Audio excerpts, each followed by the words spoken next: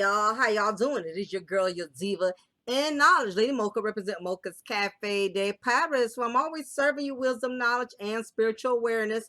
I want to give a big ups to my A1s from day ones. I so appreciate y'all for still being a part of my journey since I started my channel in 2017. Those of you who have recently subscribed, I definitely want to thank you for subscribing to my channel and becoming a part of the Mocha's de Paris family. I appreciate y'all as well. And if this is your first time checking out any of my content ever for the first time, and you like what you hear, you vibing with me, you vibing with the gems that I be dropping, please make sure you become a part of the family. Like, share, subscribe, so that way you will be notified anytime I do content and you won't miss out on anything. So I know it's been a minute since I've uploaded, y'all. I had to take care of some things and all of that. So nevertheless, I thought it was imperative that I definitely did content pertaining to this scenario. Both of them are two separate incidences, but coincidentally, both of them involve men who cannot deal with rejection. So instead of dealing with it as a man and finding a way to gain control over their emotions, they felt it was necessary to take matters into their own hands by killing the mothers of their children, and also killing themselves. So the first story comes out of Lynn County, Texas, y'all, coming from Texas. A husband and wife are dead after an apparent murder-suicide in Lynn. Officers responded to a home on Mudge Street around 1:20 p.m. on Thursday. A man and a wife were pronounced dead at the scene. According to the DA, Jesse Mitchell, age 46, died from an apparent self-inflicted gunshot wound. His ex-wife, Yajaria Suarez, 31, was fatally shot. She got a restraining order about a month ago, and the police came and escorted him out. Yesterday, he just showed up, and it happened, said Ori Suarez, the victim's sister. The two were former Marines going through a tense separation and custody battle over their two children. In Suarez's own writing, she told police she was afraid of Mitchell and the multiple guns he owned. Her family is heartbroken, but don't want people to remember this young mother by her tragic death. She had a lot of friends. Everyone is very devastated by this news. They can't believe that, said Ori Suarez. She saw it coming. Every time they argued, she told me that she felt that she wasn't safe. She is being described as a strong woman and loving mother who fought until the very end for her kids. Lynn Police, State Police, and the DA's office are currently investigating, y'all. So, again, this is one scenario in which apparently this man could not deal with the fact that he no longer had the same amount of control, which caused his wife to leave in the marriage in the first place, because she no longer could deal with the abuse, whether it was physical, emotional, and mental. And instead of him just accepting it or trying to better himself as a man, getting therapy, getting treatment or spiritual guidance, he decided to take matters into his own hands, go against the law when there was apparently a restraining order for him not to come anywhere near her. He disregarded all of that. And again, he was so adamant about being able to regulate things and control things like he's always been. And once he lost that control and that control was taken from him, of course, he got out of control. So that's the first scenario. We have a second scenario here that has also happened. Coincidentally, both of these incidences occurred, on the 25th of May, interestingly enough. Now we have the second story here. Army soldier allegedly shoots himself after killing ex-wife, her mother, as she held their infant. This occurred in Cherokee County, Georgia. A 30-year-old Army soldier allegedly shot himself after shooting and killing his ex-wife and her mother as she held their 4-month-old child. Okay, so he killed his ex-wife and the ex-wife's mother. Interesting. According to WSB-TV on Sunday, May 22nd, around 9:45 p.m., Cherokee County Sheriff's Office deputies responded to an area near Autumn Brook Drive to a report of a shooting. Inside the home, authorities reportedly found two victims, 30-year-old Victoria Thomas and her mother, Myrna Garcia. Thomas was pronounced dead at the scene, while Garcia was transported to a hospital in critical condition. Thomas's two children were allegedly inside the home during the shooting, but they did not endure any injuries. Thank God on that. The victim's ex-husband, Christopher Thomas, was reportedly identified as the suspect in the case. Thomas initially fled the scene, and deputies asked the public's help in locating him. Eventually, he was found on Monday, May 23rd, at around 6 p.m. at a Walmart in Paulding County. Thomas attempted to kill himself via self-inflicted gunshot, WAGA reports, and he was transported to a hospital where he later succumbed to his injuries. Investigators told WAGA that Thomas was in the Army but not on active duty at the time of the shooting.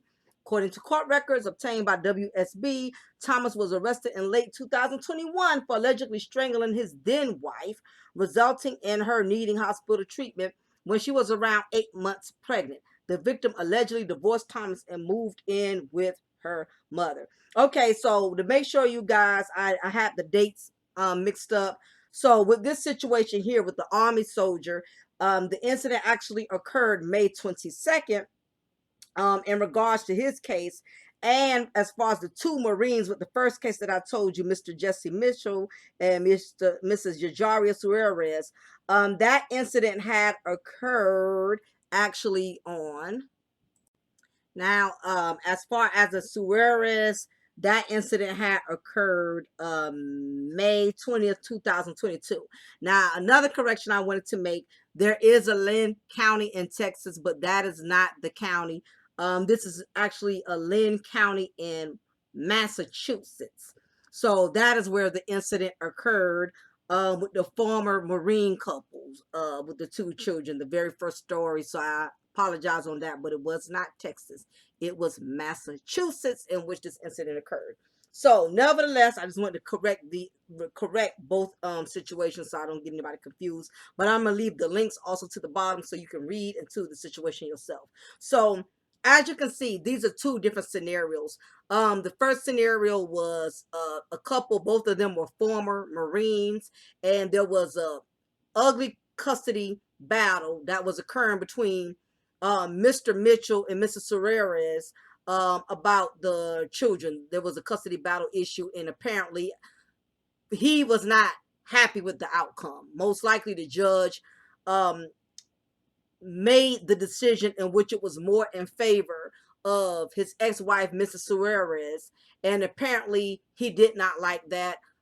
He was ordered to be restrained, not having any access to come on the property or to be able to come to see the children whenever he wanted to. There was a restraining order. So you have to realize whenever it comes to dealing with men that have always been very abusive and always been very controlling, when a woman decides, when she finally decides to put a foot down, and he's been running the show for so long, a lot of the times, you know, it can make some of these men, and again, if it doesn't apply, you don't have to reply. I'm just speaking on these particular men or abusive men in general.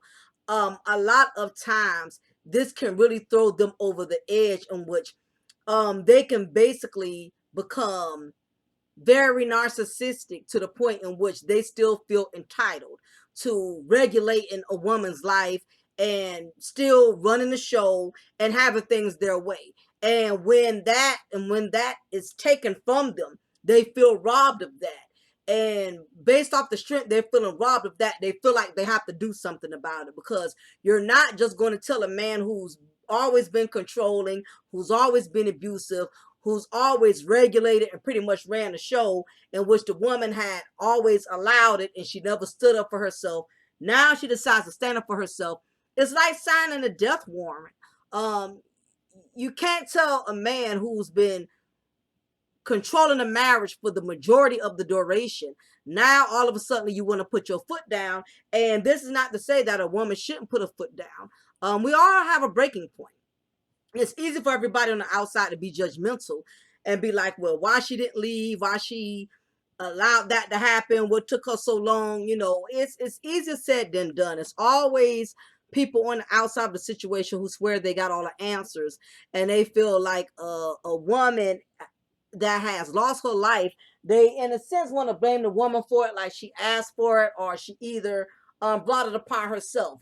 But you have to realize, when it comes to dealing with these type of men, they are manipulative pros. They're manipulative experts. They know how to deflect and project and make a woman or the victim who they're abusing, they know how to make them feel guilty. They know how to basically project and make a woman feel bad for standing up for herself. Or he'll be abusive, then he'll apologize. It's like this Dr. Jekyll, Mrs. Hyde. And a lot of times women in these situations, this ain't the first time. This has been years. This has been numerous incidences, which is why she felt the need to get a restraining order. She knew she was in trouble. She knew she was not going to be able to fight this demon alone. And she knew what she was up against. So she did what she was supposed to do. She got the restraining order. She followed the proper protocol. She didn't take matters in her own hands because, let's face it, you got some women who've been abused. They take matters in their own hands. They'll go and kill the man. And it's a lot of women who are sitting in prison right now for killing a man who's been beating on them for years. And because she finally reached a breaking point where she can't take it no more, she snaps and she kills him. Now she's looked at as a psychopath.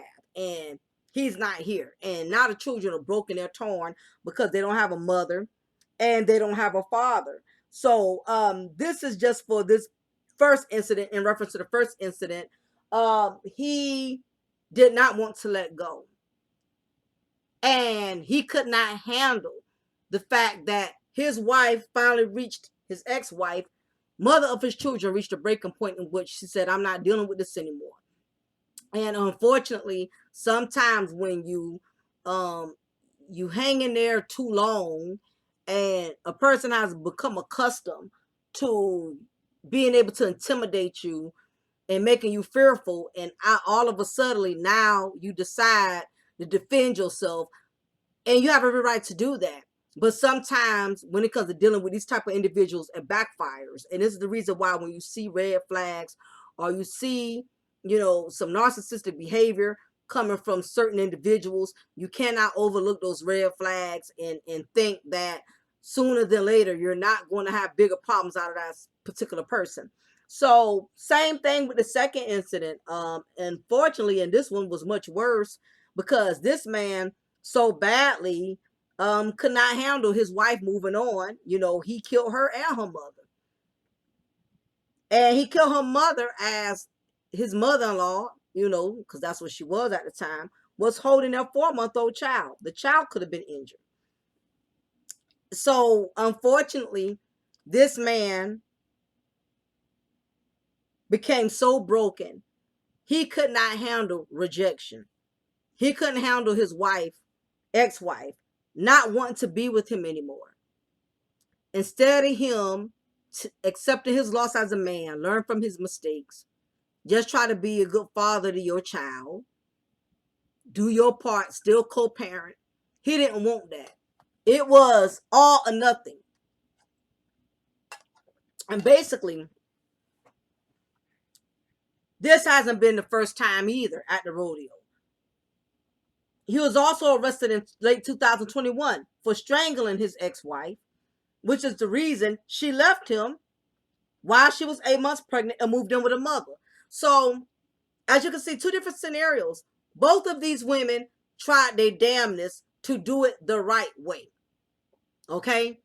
They went about it by getting the law involved, went about it by separating themselves, doing everything they can to alleviate the situation from getting worse. And here it is, we got these two beta males, soft, can't handle being wanted, weak, spineless, saw no value in themselves as well as no value in the women who are the mother of their children. And the sad part about it is their actions was beyond selfish because it left their children parentless.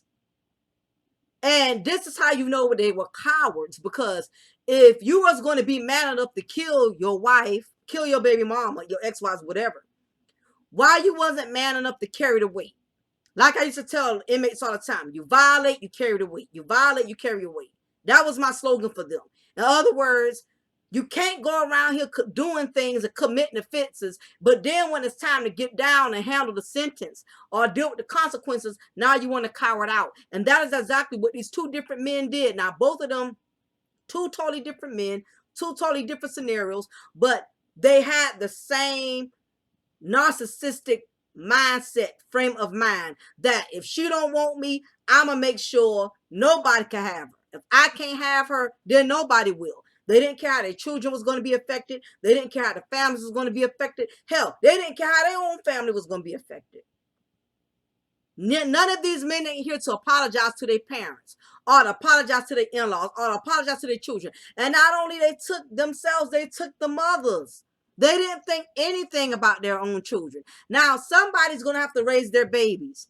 Somebody's going to have to explain to both of these men, their children, that mama killed daddy, and then daddy turned around and killed himself. And let's face it, these children, they're smart. They're very wise. Kids are smart these days. These kids are going to know what happened. And not to mention, none of these children are teenagers. Because I read both stories. Both children involved with the Serreres and Mr. Mitchell, both of them are under the age of 10. And this other child is only 4 months old. So by the time she's old enough to understand, she's not going to have no real bond or no real memories about her parents. Not only that, he took a grandmama. And see, this is why I thought it was imperative to talk about this, because again, you know, my channel is very non-biased, y'all. I go in on black men and I go in on black women. This time I got to go in on some of these dudes, because the problem is you have a lot of male content creators. They're not riding these soft dudes' backs.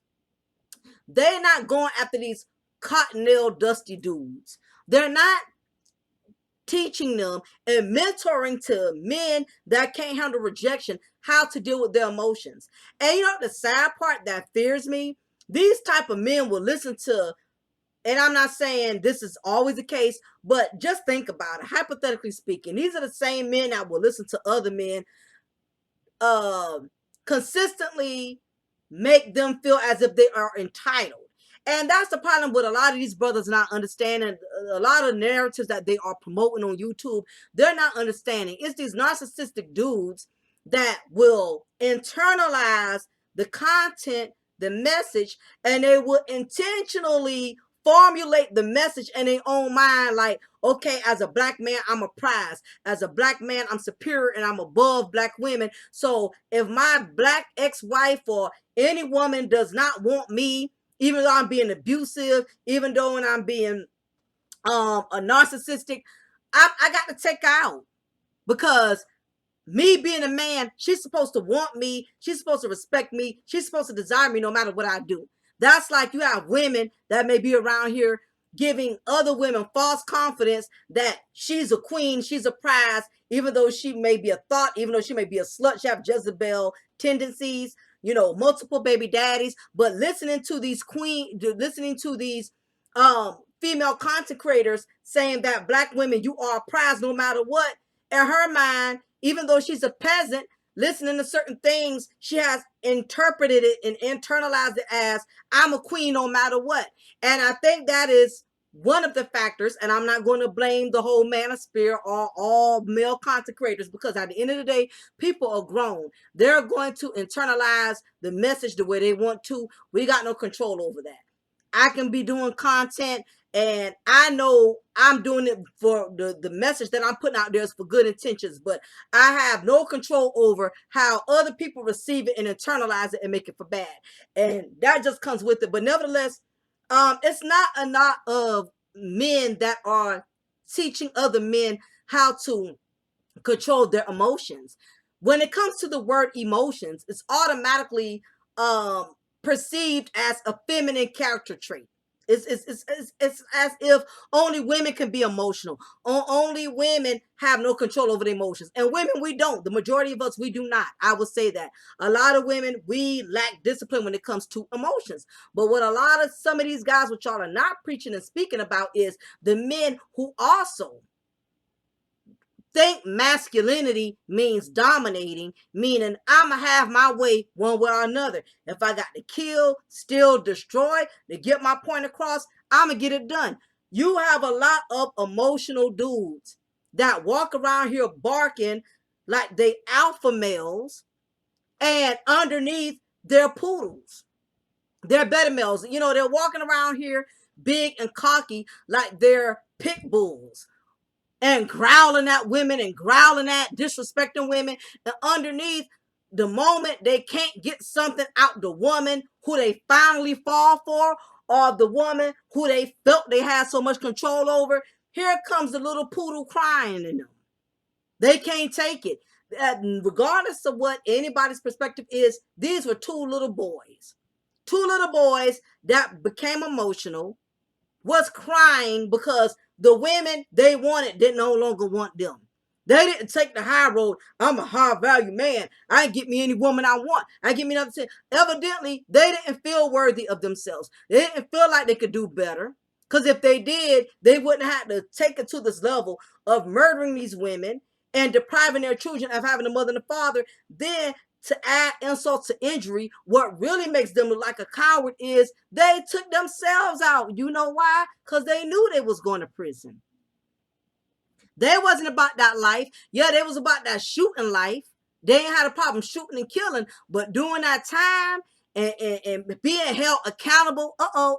Did I say the A word? Accountable, because remember, black women, we're always being told we're not accountable. We lack accountability. Well, in these cases, these two brothers definitely did that. And I would say this is the problem that the black community as a whole has.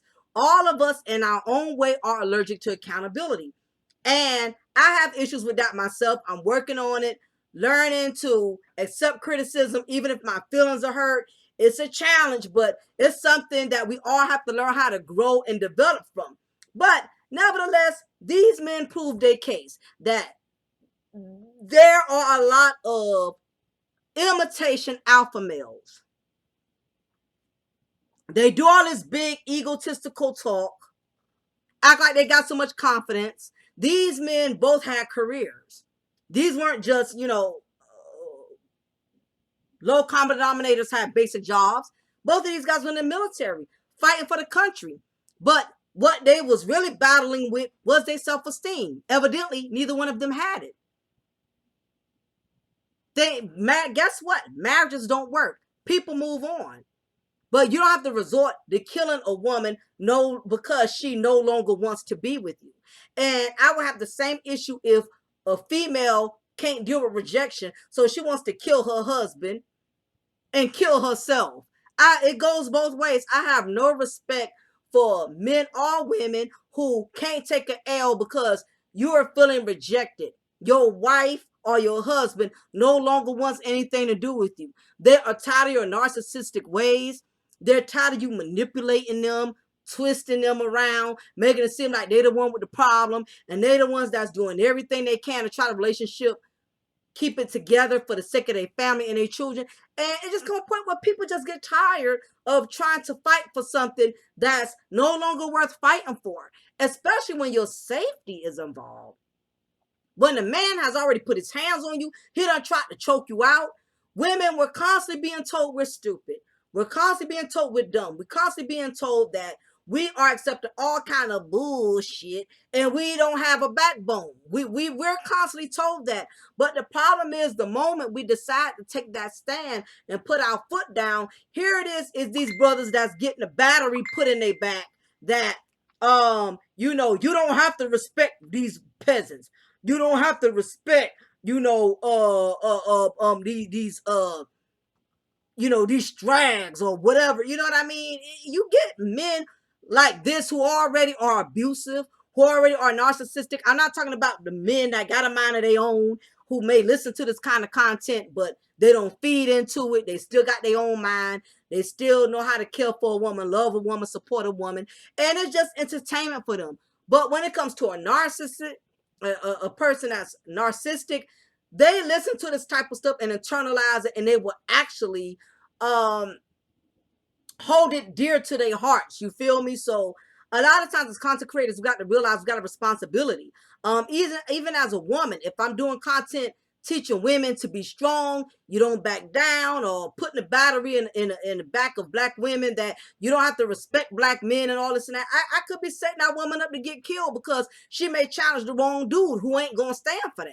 You know, so you have to be very careful. You have to have a balance, and you have to also break it down and give a detailed explanation. I mean, a lot of you guys all around here putting the battery and some of these guys' backs that they're kings and they deserve to be treated as kings, and you know, you got to stand up to these women. But at the same time, nothing wrong with telling them that. But at the same time, you got to tell these guys, look, if you're spineless and you lack low self-esteem and you don't have the leadership abilities as a man, you cannot get mad if a woman has to take matters into her own hands. While y'all are preaching and teaching to these men about standing up to women and making women respect them as kings or whatever, you need to also make sure that they are being the men that they should be in order for them to earn that respect. And I tell women the same thing. I'm not going to sit up here and lie to all black women that they are queens, because the truth is a lot of them are not. In fact, some of them are peasants. So I'm not going to sit up here and give the peasants a false illusions that they are on the level of queens when they are not. As black men and black women, if we're going to be content creators, we need to make sure people know the definition of a king and a queen before you give them that title or make them feel that they deserve that title. Because the truth is, a lot of them don't. But nevertheless, both of these stories were very disheartening, because I'm thinking about the children. It's sad that it's going to be children that's not going to have a mom and a dad, and the family is going to have to step in and really be there for these children. They're going to have to keep their mind straight, and we don't know how this is going to affect these children when they get older.